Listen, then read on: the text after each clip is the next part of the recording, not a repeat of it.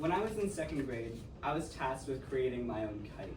In her instructions, my teacher mentioned the existence of 3D kites, and I was determined to build my own 3D kite, in case you were to wear.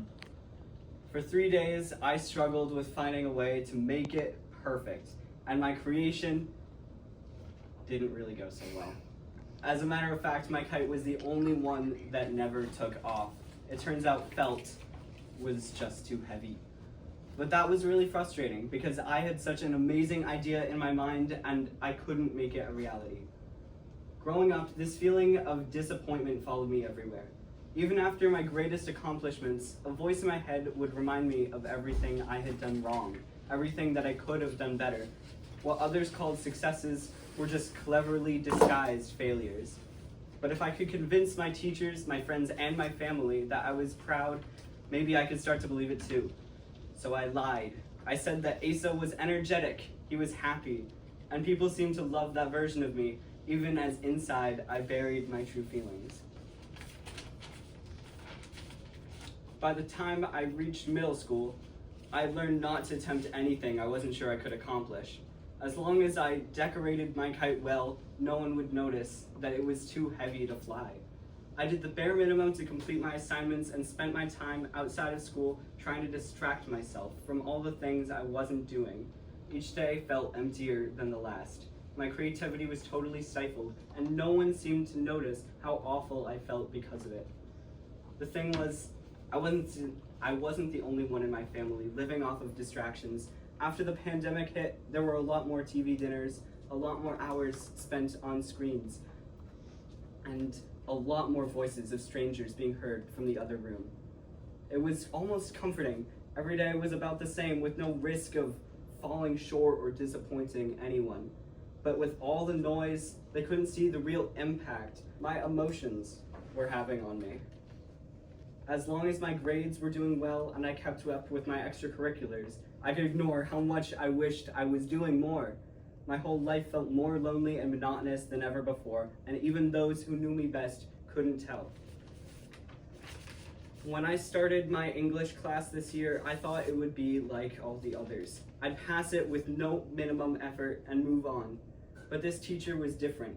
He had us covering powerful subjects that I was passionate about, and he let me write about the thoughts I hadn't allowed myself to in speech. My writing gave me the space to process all the built-up weight I had learned to cover up, and expressing my feelings gave me the courage to pick my kite back up and give it another chance. So I started something I wasn't sure I could accomplish. I started making friends. Not just acquaintances that I only talked to in school, but real friends that I could call, that I could spend time with, and that really cared about me. I went out of my way to start conversations, plan hangouts, and show how much I really appreciated my friends, and I realized that over time, my anxieties over imperfection started to fade. I began feeling more joy in what I did accomplish than regret for what I didn't. And my friends were there for me when that doubt started to seep back in. Now, I'm not so scared to believe in my ideas, even if they seem unrealistic. I know that however I imagine something in my head probably won't look exactly like the final result, but that doesn't mean I can't still be proud of it.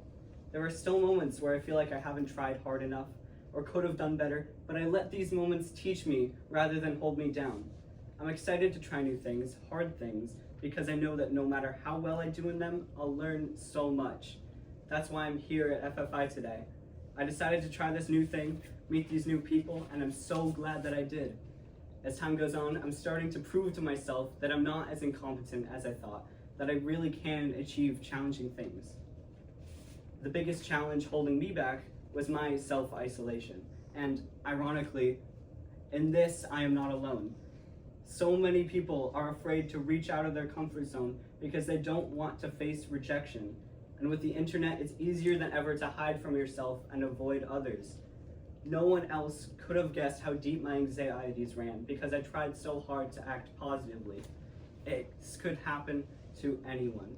You don't know what's going on inside people's heads. And it doesn't take a lot to make someone's day, make someone's life. Thank you.